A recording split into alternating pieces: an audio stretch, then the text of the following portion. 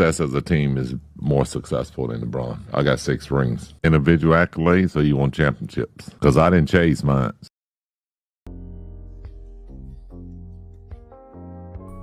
So, over the weekend, a new crop of inductees into the Naismith Hall of Fame. It happened. Yeah, that happened this weekend. I think the previous weekend was the NFL's. But it was a new crop of Hall of Famers that were entered into the Naismith Hall of Fame on Saturday. And only one was in the NBA. I think the other couple were WNBA players. And this came as a surprise to me. Big surprise to me. I never thought he would make it in. But on Saturday night, Amar'E Stoudemire was inducted into the Naismith Hall of Fame for the 2026 inductees. This came out of, like I said, this came out of nowhere. I never expected him to get in the Hall of Fame at all. For all the people that I think should have been in the Hall of Fame, I didn't know he was going to be one at all, based on mainly how his career had went. So let me look at the other ones right quick. So among Amar'E Stoudemire, it was also Doc Rivers as a coach, Mark Few as a coach, the coach of University of Gonzaga's basketball coach, and I think he has contributions to the Olympic team. I think most notably the Tokyo and Paris WNBA players that were inducted into the Hall of Fame. Candace Parker, of course, sooner or later. I never could pronounce her first name. Is it Shamik Hoskal and Ella Deladonde were all inducted to the Hall of Fame. I think also Mike D'Antoni was inducted to the Hall of Fame. Not as coach, but I think as a contributor due to his maybe due to his coaching and helping out the Olympic team as well. So I think I just made a video. No, maybe I did. I think it was made a video about who was the better coach between Mike D'Antoni and the coach of the Detroit Pistons a couple of seasons ago. I forgot his name. His name slipped my mind. So back to Amar'E Stoudemire. All right, quick. So like I said, this came out of nowhere. I was not expecting Amar'E Stoudemire to be in there based on how his career had ended. So some of you younger folk are not familiar with Amar'E Stoudemire. I think he was one of the last few players that was drafted out of high school. He was drafted out of I think it was either Cypress Creek or Lake Wales. That's one of the two. I forgot which one it was. But he was drafted out of one of those high schools in Orlando. He was drafted out of there in 2002, first round ninth overall pick by the Phoenix Suns in 2022. He spent most of his time, most notably when he made his fame with the Phoenix Suns, part of that run and go Phoenix Suns teams. I can't even talk. Phoenix Suns teams of the 2000s. Yeah, during the slow ball era, it was a run and gun team with Steve Nash and Amar'E Stoudemire, Sean Marion, put Joe Johnson, Leonardo Barbosa, Boris Diaw, Raja Bell was part of that team. Those teams. Shaq had his stint with those teams as well. I remember everything. That was one of the teams. Those Suns teams. That was one of those teams that was.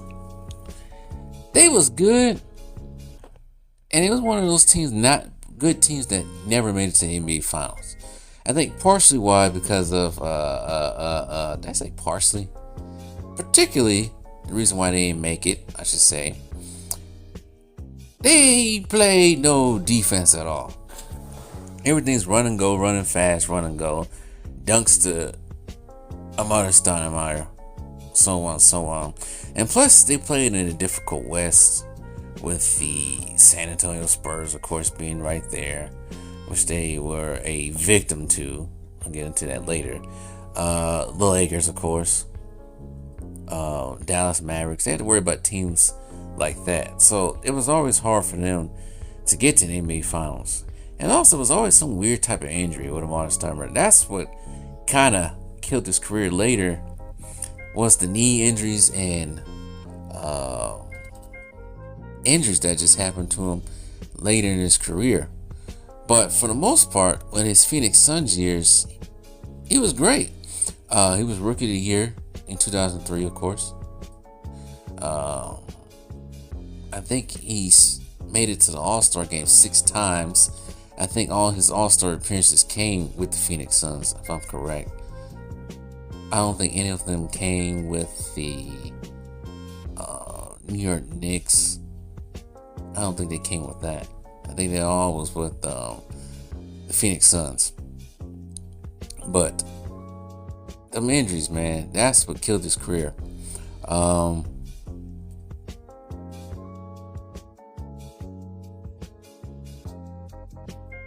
He's breaking records before LeBron came into the league.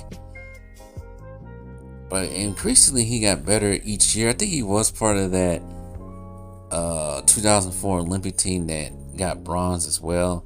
I don't think he ever attended another Olympic. I don't think he was ever asked again.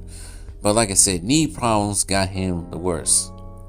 And it came right after he signed a 5-year contract, $73 million. Before the 2005-2006 season. That was big money back then. But before that season began, I think it was during the preseason, it was revealed that he had knee cartilage damage. And he had to go on microfracture surgery on October 18, 2005.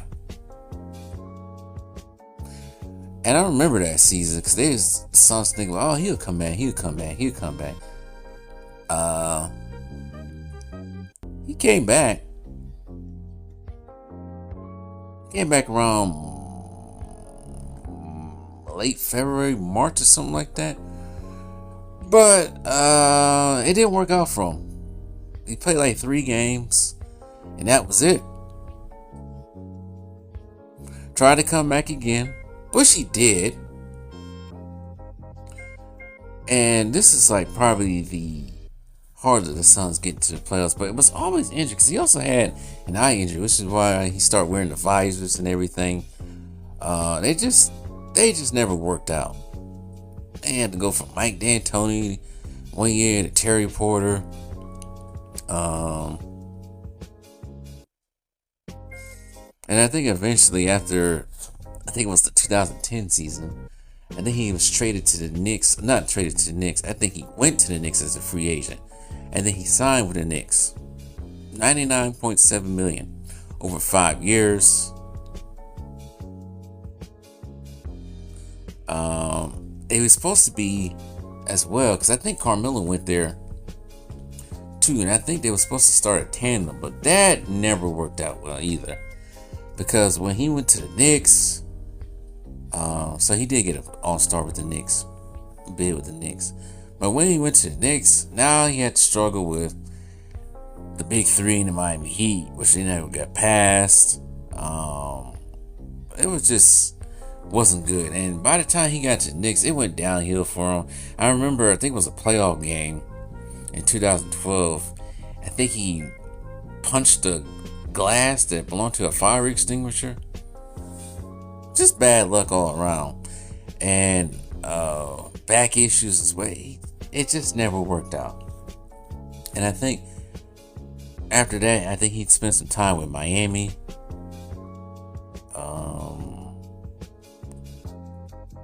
I'm trying to think, was he a team with Miami? No, he never played with LeBron, but he spent 1 year with Miami. I think he spent a year with the Dallas Mavericks. But his last year in the NBA was with the Miami 2015-16 season. And that was it. Then he goes over to Israel and plays over in Jerusalem for a couple of years. I think he rediscovered or became closer to the Jewish faith because I think he now identifies himself religion-wise as Jewish. And then he spent some time somewhere in maybe Japan or something like that. I know he did some overseas before going back to Israel and playing there in 2020 before finishing his career. I remember Amar'E Stoudemire known as being a big-time dunker, especially with Steve Nash throwing up the lobs and assists. Shooting wise, he wasn't that great shooting wise. But down low, yeah, he was a beast. He definitely was a beast during that time. It's actually one of my favorite players actually to watch when I was younger. I think for the most part for his career, he shot, let's see here.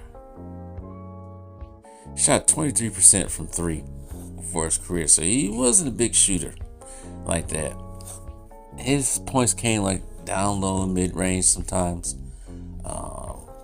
As a rebounder, he could have been better. At 6'10", was he 6'10", 6'11"? He could have been better at rebounding.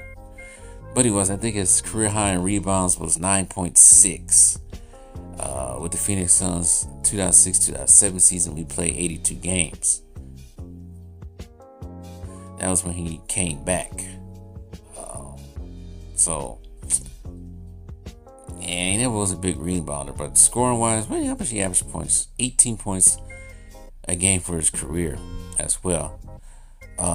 But this is a compliment so far. So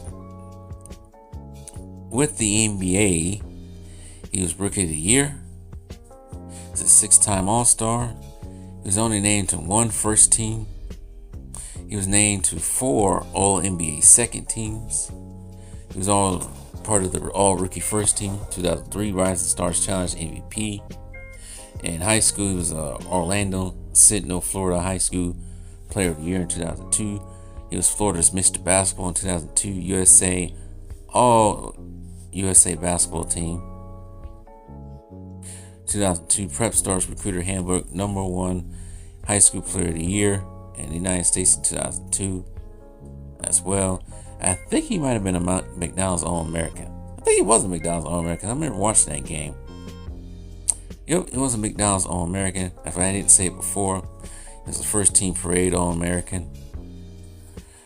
His number is retired with number 32. I think it was retired either last season or the season before that, because I remember everybody was like, dang, Amar'E, he been in the gym, because he was looking rather buff. Like he been in the gym forever. But I think what got him in the Naismith Hall of Fame, not simply on his NBA career, I think it's because his Israeli career. Now, we got to remember, the Naismith Hall of Fame is just not for NBA players as well. It's for all leagues over the world, even though they do got the FIBA Basketball Hall of Fame. But for Israel, the Premier League that he was in, he was a 2-time champion in 2017-2020. He's an Israeli Basketball Premier League Finals MVP in 2020. 2-time Israeli Basketball Premier League All-Star 2017-2019. He's the Israeli Cup winner 2019, Israeli League Cup winner 2016, All-Euro Cup second team 2017 as well. He did get the bronze in the Olympic Games and Athens Games, but he did get gold in the FIBA America's Championship in 2007. I think that team was the precursor to the Redeem team. He averaged 18 points a game, 7 rebounds, 1.2 blocks, scoring almost 16,000 points, 6,632 rebounds, and 1,054 blocks.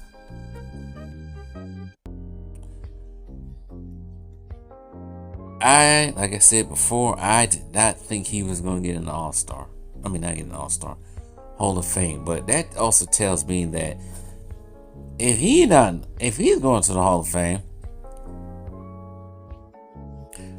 I think in the next couple of years, you might see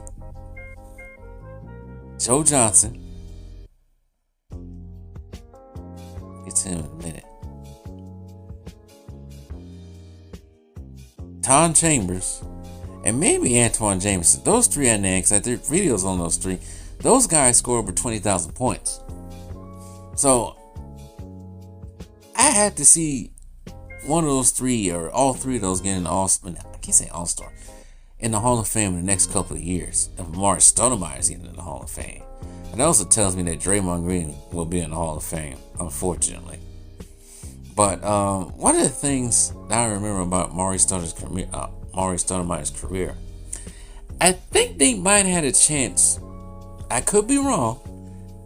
I think their best chance to get into the NBA Finals could have been the year when they had that dust-up brawl with the San Antonio Spurs, when I think it was Robert Horry knocked Steve Nash into the scores table.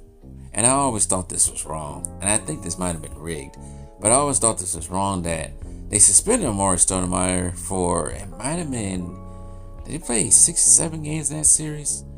But I know it was a crucial game that they suspended Amar'e Stoudemire.